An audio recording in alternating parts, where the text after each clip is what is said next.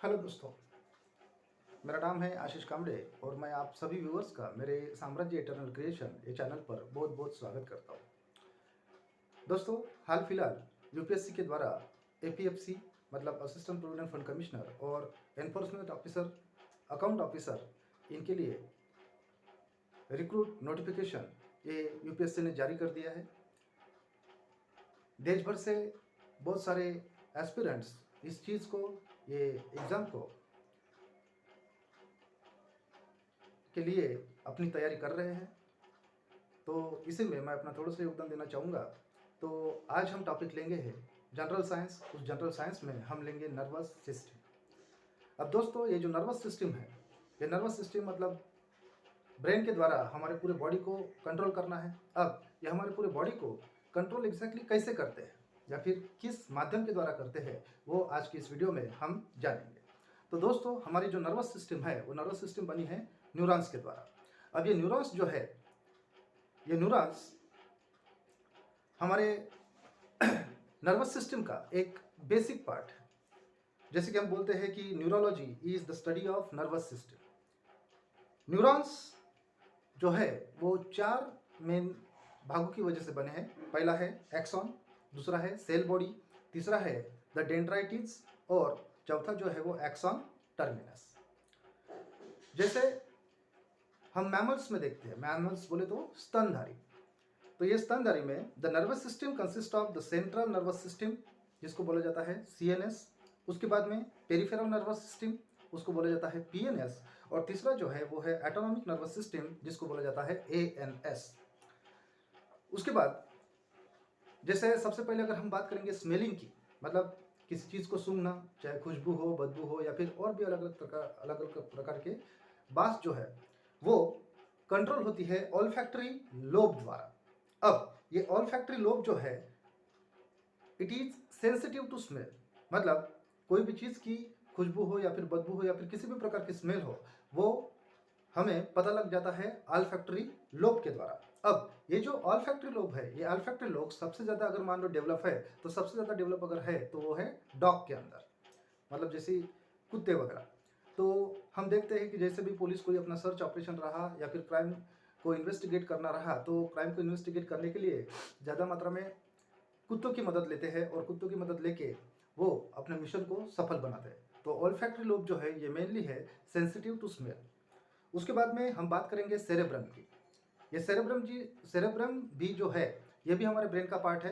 अब cerebrum is the largest part of the brain.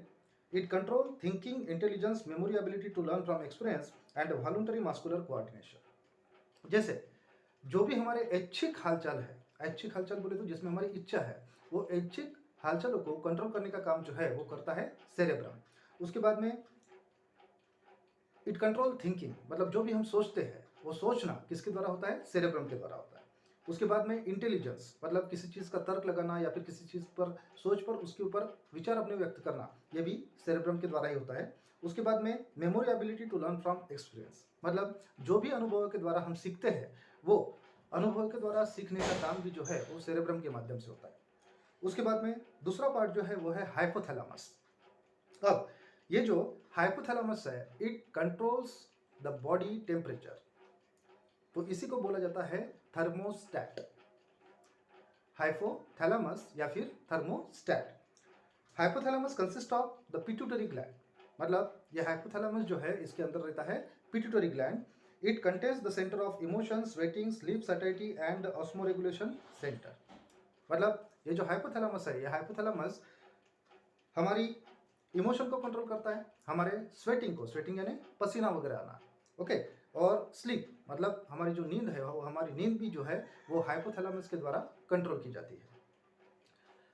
अब जब यहाँ पर नींद की बात आती है तो हमारे और दो चार क्वेश्चन निकलते हैं कि किसी किसी को नींद ही नहीं आती और किसी किसी को नींद आती है बट रेगुलर में नहीं आता है, बीच बीच में आता है। So the loss of sleep, मतलब अगर मान लो किसी को नींद नहीं आती है तो समझ लीजिए कि वो कौन से रोग का शिकार है, वो है इंसोमिनिया। इंसोमिनिया नाम का जो बीमारी है, उस बीमारी से ग्रस्त हुए आदमी को नींद बराबर नहीं आती, मतलब उसकी नींद ही चली जाती है। तो ये लॉस ऑफ स्लीप जो है उसको कहा जाता है इंसोमिनिया। दूसरा जो है narcolepsy is a slip disorder, मतलब नींद का कोई समय नहीं। तो ये नार्कोलेप्सी में नींद कभी 10 मिनट के लिए आएंगी, कभी 20 मिनट के लिए आएंगी, या फिर कभी दोपहर को आएंगी। तो ये जो डिसऑर्डर है, मतलब नींद का एक सही रेगुलर इसमें न आना, इसको बोला जाता है नार्कोलेप्सी। ओके। और तीसरा जो है, जैसे हमारा गजनी पिक्चर आया था, शॉर्ट टर्म मेमोरी लॉस, या फिर किसी किसी को समस्या रहती है कि उनको कुछ याद नहीं रहता, मेमोरी लॉस जो रहता है, तो ये जो लॉस ऑफ मेमोरी है, इस लॉस ऑफ मेमोरी को कहा जाता है एमनेसिया। इस लॉस ऑफ मेमोरी को कहा जाता है एमनेसिया। उसके बाद अगर मान लो हम ह्यूमन ब्रेन की बात करें, तो ह्यूमन ब्रेन का जो वेट है, वजन है, वो लगभग 1.3 किलोग्राम से लेके 1.5 किलोग्राम तक रहता है। बट मोर कंपेरेटिवली हम कहते हैं कि हमारे ह्यूमन ब्रेन का जो वजन है, हमारे ह्यूमन ब्रेन का वजन लगभग 1.4 किलोग्राम रहता है। उसके बाद में हम दूसरे पार्ट की बात करेंगे, वो है सेरेबेलम। अब ये जो सेरेबेलम है, it is called army commander of body. Army commander, army बोले तो एक ऐसी स्थिति जहाँ पर हर चीज़ पर अच्छे से कंट्रोल हो। Okay, so it maintains the equilibrium and balance of the body. मतलब ये जो हमारा पूरा शरीर है, हमारे पूरे शरीर को कंट्रोल और बैलेंस करने का काम जो है वो करता है सेरेबेलम। ओके। उसके बाद में दूसरा एक पार्ट है, वो है मेडुला ऑब्लोंगेटा। अब मेडुला ऑब्लोंगेटा में हम कहते हैं it is long connecting part of the brain to spinal cord. मतलब हमारे ब्रेन से लेके तो हमारे स्पाइनल कॉर्ड तक जो कनेक्टिंग का पोर्शन है, वो कनेक्टिंग का पोर्शन जिसको कहा जाता है medulla oblongata. It contains the respiratory centre, मतलब जो भी हम सांस लेते हैं, सांस छोड़ते हैं, हमारा जो भी रेस्पिरेशन है, वो रेस्पिरेशन ये कंट्रोल होता है मेडुला ऑब्लोंगेटा के द्वारा। उसके बाद reflex activities like the vomiting centre. उसके बाद स्वेलोइंग ऑफ फूड, मतलब खाने को चबाने से लेके, मतलब वो उसका टेस्ट वगैरह जो भी है, उन सब का काम ये सेरेबेलम के द्वारा होता है। उसके बाद sneezing, coughing and salivation. Sneezing जैसे हमारी सर्दी है, उसके बाद में हमारा कफ है, ये सब कंट्रोल होता है सेरेबेलम के द्वारा। अब ये ब्रेन तो हमारी बॉडी के लिए इतना काम करता है, मतलब हमारी बॉडी को कंट्रोल करता है, हमारी बॉडी को बैलेंस करता है, बट इसका प्रोटेक्शन कौन करता है? तो इसका प्रोटेक्शन करने के लिए हमारे पास दो चीज़ें हैं, वो एक है स्कल और दूसरा है मीनिंग्स। अब ये स्कल जो है, ये हमारी कवटी, ये कवटी मतलब स्कल और मीनिंग्स के बीच में ये हमारा ब्रेन जो है, वो हमारा ब्रेन सेफली प्लेस किया जाता है। सो इस प्रकार यह हमारी छोटी सी इंफॉर्मेशन है ब्रेन के ऊपर।